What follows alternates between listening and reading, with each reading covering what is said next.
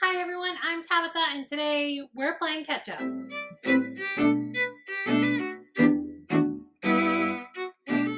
So you probably already know this, but in the end of February and then the entire month of March, I kind of took a little hiatus from posting videos while we were dealing with surgery and some other things, but we're home and we're playing catch up now. So the last video I posted was the fast reviews. All the books that I read and hadn't yet reviewed in February and March that didn't really need a full review. So this one is your much longer video because this is the 7 books that I read at the end of February or at all in March that do need that longer review. So these are review requests or advanced reader copies or just books that quite possibly could pop up on my favorites of 2021 list at the end of the year. Are you ready? Let's go. Okay, the first of the full reviews we're doing today is Soul's Choice by Kerri Davidson. This is an adult age category paranormal fantasy novel. It is independently published in 2019 and it is 301 pages. Basically, in February, the bonus wheel told me to choose a book completely based on cover. And that, I went with the gorgeous purple smoky quality of Soul's Choice, a book that I bought because I absolutely adored the cover even before I knew anything about it. So that's really cool. So your synopsis. Amelia Clark is dead, but not gone. She has an Earth family to watch over, and she has other worlds to explore. Her husband, Jason, and daughter, Amy, have their own problems learning to adapt to life without her. 3 souls come together to tell this otherworldly tale.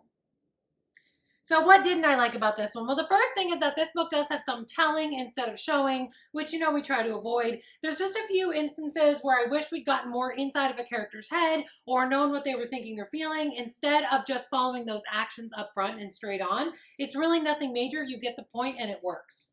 Second thing I can say I didn't particularly like about this one is Amy herself. And honestly, when I reflect on this, I kind of think that's the point. I don't think we're supposed to like her. So what I mean by that is Amy is a teenager, and honestly, I'm not sure that she really likes herself right now. And that does come through in the writing, but it makes it a little hard to read because she's not going to be your absolute favorite character. So what did I like about this one? Well, the first thing I can say is that this one is incredibly emotional. It's actually almost hard to read because it deals with a lot of emotions that's bringing up for you that you might not want to feel. It's really raw, I guess, is a way to put it. The guilt, the self-loathing, the grief. I mean, these are all things that are going to be coming at you like right in your face that you're going to have to deal with in this one, which is good, but rough. Second thing I can say I liked about this one is that first line just delivers. I think I even posted it on Instagram. Basically, this opening line leaves no doubt about what kind of story you're dropping into. It's a great opener and it makes the paranormal stuff take front stage, which is really cool. Third thing I can say I liked about this one is the ending. Now be warned, you all probably know what kind of endings I like, and if we don't agree on the best kind of ending, you might not love this one. I like to have a little bit left in the air. I like to be left thinking about these characters. I like to know that they're going to keep resonating and rolling around in my head.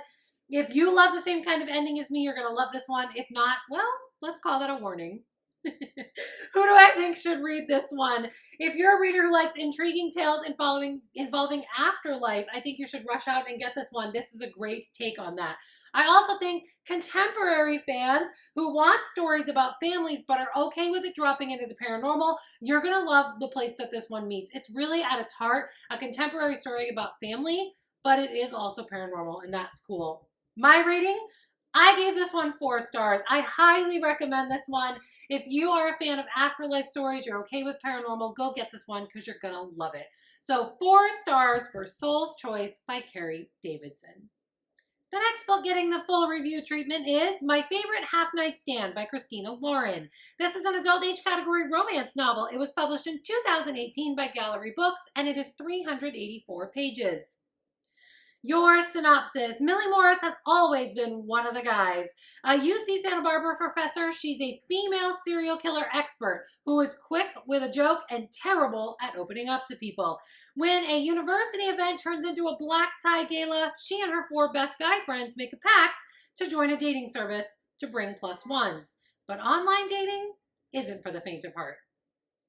So what didn't I like about this one? Well, the first thing I can say I didn't like is that the formatting might be something you need to be warned about. Okay, so it's actually not true that I didn't like it. I actually loved it. But I feel like I should warn you that this one does include some text type formatting, chat type formatting. Just be aware if you're not a fan of that. The cover should have probably been your first tip-off because the cover looks like that anyway. I actually loved it, but if you don't like that, just be warned. Second thing I could say I might not like about this one is catfishing. Again, I didn't mind, but I can see how some people might have a problem with the misunderstanding portion of this romantic comedy being catfishing based. Steer clear if you must.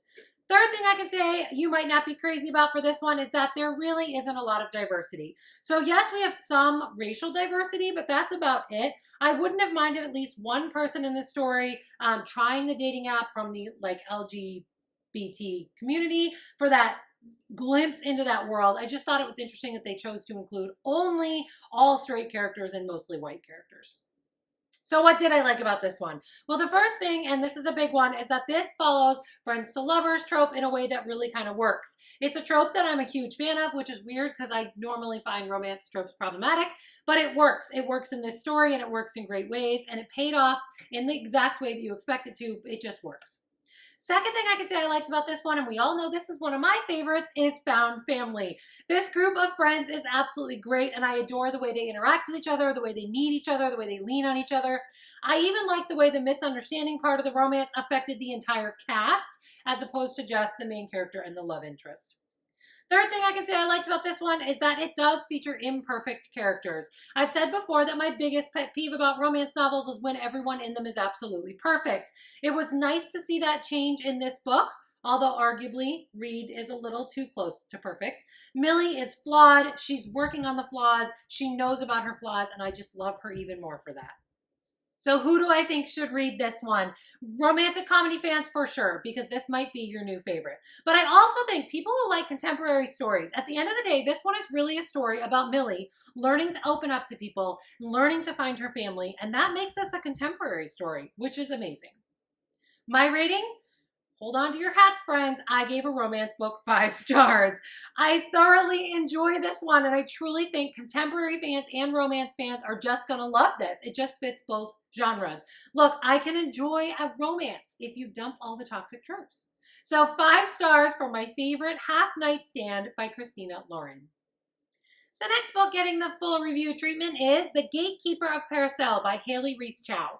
This is a middle grade age category fantasy novel. It just released in April of 2021 and it is 186 pages. This was actually an electronic advanced reader copy sent to me by the author in exchange for an honest review. And since I'm filming this a little late, I may as well also tell you this book earned my book bracket spot for March as the best book that I read in the month of March. Your synopsis: 12-year-old Porter would much rather play soccer than deal with the parallel world on the other side of the gate that his mom guards. But his family has guarded the gate to Pericael for generations, and he's next in line. When a soul thief threatens the gate, Porter reluctantly comes to the rescue and finds himself stuck in Pericael. So what didn't I like about this one? Well, the first thing I can say I didn't like is the spirit magic left me wanting more. To be fair, I think this is on point for a middle grade book. It gives you enough to be interested without being boring, but the adult in me wants like more detail. How does it work? We want all the answers. We want all the world building. I think middle grade readers are going to forgive that a lot more than I did. Second thing I can say I didn't love is that it had a slightly slow start. Other than the reluctant hero buildup, this one doesn't really have much going for it at the beginning. Don't worry, it picks up really, really fast, and once it picks up, it zooms. Third thing I can say I didn't love about this one is Conry. I get the impression this book might turn out to be the first book in a series, which is great because I loved it. If that's the case, I hope we revisit Conry later. As she's written, she seems a little inconsistent and she's almost painful to read. I think I need more background on her to love her, and I hope that's coming in future books. So what did I like about this one? Well, the first thing I can say I liked about this one is Ames and Porter. They are great characters, they have a great relationship, and they're going to appeal to middle grade readers because they have strong personalities kids can relate to. Second thing I can say I liked about this one is the fantasy world itself. It's light, it's refreshing, it keeps your interest, but it doesn't feel too serious for middle grade. It's not overly scary, but at the same time, it's realistic and has a little bit of that fear to it. I just really loved it. It's a well-written world. Third thing I can say I liked about this one, and for this one I loved it, is the magic system itself. I liked the way the runes were used to show the magic. I liked it being all kind of, some of it was inside of Porter. I think middle grade readers are going to relate to it because it feels more like something you could learn and less like something you have to be born with, which keeps the magic alive for younger readers. Who do I think should read this one? Fans of middle grade fantasy, I'm thinking like if you liked Gregor the Overlander, you're going to love the vibe of this particular book. I also think middle grade readers who like the idea of a kid just like them falling into a fantasy world are going to absolutely adore this book.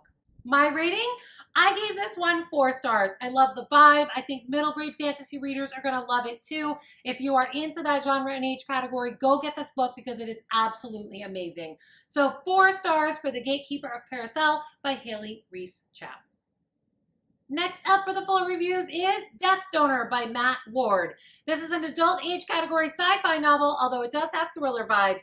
It was published by Mirmani LLC, I might have that wrong, in 2020, and this copy was 334 pages.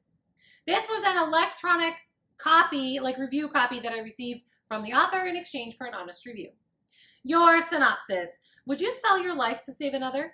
Samantha Jones is a bodyguard for a biotech billionaire, but when her daughter is kidnapped, her belief in the system shatters. Someone is going to pay. So what didn't I like about this one?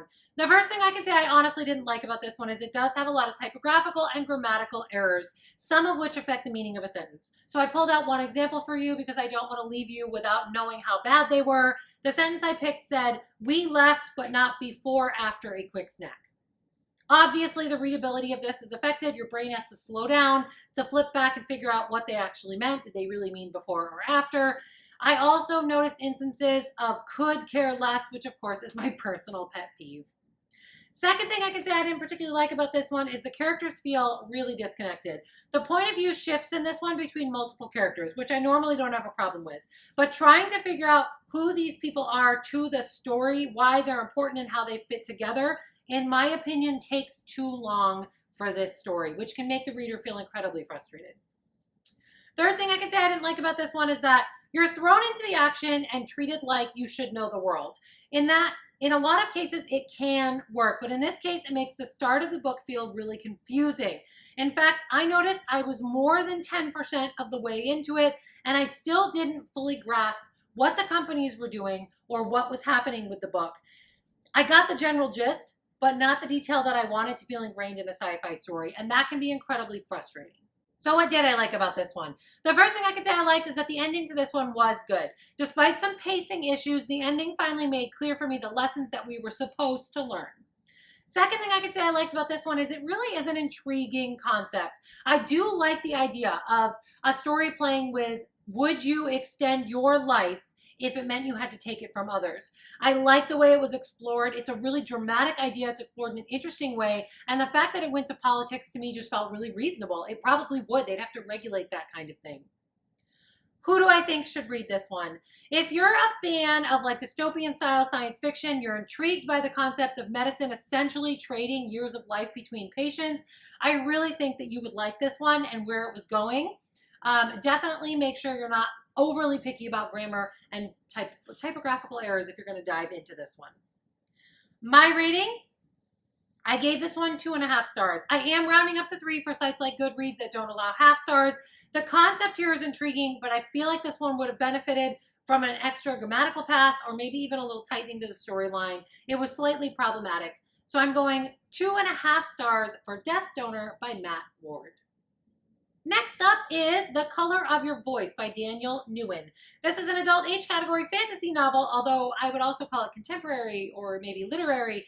It was independently published in 2020 and it is 197 pages. I was sent an electronic copy of this one by the author in exchange for an honest review. Your synopsis. Violet Pham can see sounds. She believes she was born to be a painter, but after being labeled a burden by everyone around her, she starts to question that belief. Turner Wynn uses his fists to collect debts and pay money off the addiction of others. What can they possibly offer each other? So what didn't I like about this one? Well, the first thing, and it's not really something I didn't like, let's call it a content warning. from the author, actually. This novella deals with prostitution, drug trafficking, and depression. You've been warned. Next up, I could say you might not like that there are some formatting errors, but I want to say that I'm working from an ebook copy, and sometimes ebook copies are a little weird. In other words, these formatting issues might not appear in the paperback. It didn't affect my review. I'm just mentioning it. If you're real sensitive to formatting, maybe get the paperback instead of the ebook. What else can I say I don't love about this one is, well, our chapters start with dates. I've talked about this before. I understand why authors use them. I've actually used them before in my own books, but it's a pet peeve. I'm not a fan. I think it's because I feel like I have to pay attention to the dates. I have to track them. I have to follow them. I will say that it didn't really dampen my appreciation of the story. I just ignore them. So if they were important, I probably missed that part. Whatever. Last thing I can say I didn't love about this one, it's me being really picky. I wanted more of dealing with the colors of those sounds. This is a really cool twist. It's a really cool thing for the author to include. It's mentioned, it's explored. I just wanted more exploration because I thought it was so cool. But again, that's me being picky. So what did I like about this one? Well, the first thing I can say I liked is Violet herself. She is so well written that I actually fell in love with her right from her very first chapter. You connect to her emotions right away. I mean, you feel what she's feeling. It's amazing. You just only want good things for this girl right from the first time you meet her. Second thing I can say I liked about this one is the pacing is remarkable. This one moves at exactly the right speed for the story it is telling. The events keep you intrigued. None of the sections drag. It's the perfect length. If you want to study pacing in a story, you're trying to figure out how to tighten your own pacing, I would highly suggest you check this one out for that alone. Third thing I can say I liked about this one, I already hinted at it, seeing sounds as colors is awesome. It's a great idea, a great use of it in the story. I don't want you to think it wasn't well done just because I said I wanted more. I wanted more because it was well done, if that makes any sense. Lastly, I can say that I loved the ending to this story. It is satisfying, full of messages, and poignant. I loved the ending. Loved the ending. And it's not just the kind of ending I'm going to love. I really think most of you are going to like it too. It's the kind of ending that walks that line. It gives a little something for everybody. Who do I think should read this one? Look, it's a quick read. If you're an adult reader who thinks the concept sounds cool, take a day and read it. It's a novella. It's short. It's really well written. I don't think it's going to disappoint. My rating? I gave this one 4 stars. So technically because, you know, we see colors or see sounds as colors, it has to be called fantasy. And fantasy is a huge, huge genre. But I really believe that if you love the idea of blending contemporary, well-written literary and fantasy all into the book, I mean, you're going to love this book. It really was a cool niche to have. 4 stars. I think you're just going to go love it. So 4 stars for The Color of Your Voice by Daniel Newwyn. Next up is The Lost Village by Camilla Sten. This is an adult age category horror novel. It's coming, or did come, I suppose, in March of 2021 by Minotaur Books, and it is 352 pages. This was a paperback advanced reader copy I got from the publisher in exchange for this honest review. Your synopsis. Alice Lindstedt has been obsessed with the vanishing residents of the old mining town dubbed the Lost Village since she was a little girl. In 1959, her grandmother's entire family disappeared, leaving behind only 2 people, a woman who was stoned to death and a newborn baby. Now Alice will lead a documentary crew back to the town and try to find answers, but there will be no turning back. So what didn't I like about this one? The first thing I can say I didn't like about this one is I wanted bigger scares and bigger jump moments. I think when you hear horror, you typically expect the book to trigger huge fear reactions when you read it, right? I mean, that's what we want. This one didn't really do that for me. I probably would have called this one a thriller if I was the one choosing the category for it. It's a small distinction, but if you read horror, you're going to appreciate that separation. Second thing I can say I didn't like about this one is it felt anticlimactic. I spent the first half of the book feeling like we were building up to something really big, and the big reveals didn't feel big enough to me. Like the build-up was bigger than the reveal, so that didn't work. Third thing I can say I didn't like about this one is I felt like we were mistreating folks with mental illness. I'm going to assume, for the benefit of the author, that there was a big message there that they were trying to build up to. But honestly, it was hard to read, and I can definitely see it being a little offending to some people. So call that a content warning. Maybe do a little research before you dive into this one if you're sensitive to that. So what did I like about this one? Well, the first thing I can say I liked is that this one does have a great vibe. The entire village being basically a ghost town is really well painted. It's got this kind of gothic, spooky setting going for it. It worked. It's like a haunted house with a whole village. I kind of like that. I dig that vibe. Second thing I can say I liked about this one is the language. This book, of course, tells a story, but it also paints an absolutely beautiful picture. I enjoyed the figurative language and the beautiful choices all the way through. It has no shortage of quotes that you're going to want to use and make pretty graphics of. It's totally bookstagrammable. My personal favorite quote was, "What moviegoers don't see is the shame of staying can weigh heavier than the fear of going." That's my personal favorite. Last thing I can say I liked about this one is that the mystery is definitely there. The characters build up just enough backstory to give you the same questions that Alice has. Then you get to walk through the town and your questions grow even as you're getting a few of the then chapters that are supposed to give you answers. So definitely there's a mystery element to this one that I really liked. Who do I think should read this one? If you are a fan of the Blair Witch Project, I think you're going to like this book. I've seen a lot of people drawing that comparison, and I think it's totally fair. The documentary angle is there. The ghost town angle is there. I think it works. Also, I think if you're a mystery thriller fan who maybe wants to try horror, but you don't normally love horror, this is like horror light, in my opinion, and I think it's actually going to be great for mystery thriller fans. My rating? I gave this one 3 stars. I don't think this is going to appeal to horror fans, which makes it a little more niche, like I said, but I think if you're in that niche, you're going to love it. So 3 stars for The Lost Village by Camilla Sten. All right, that is it for me and all the full reviews. I think in my intro I said there were 7, and I miscounted. There's only 6, so, you know, books are my thing, apparently today, not counting. Whatever. But that's it. That's all of them. I think I'm officially caught up. Shocking, right? I don't even know. I don't even know what to do with myself.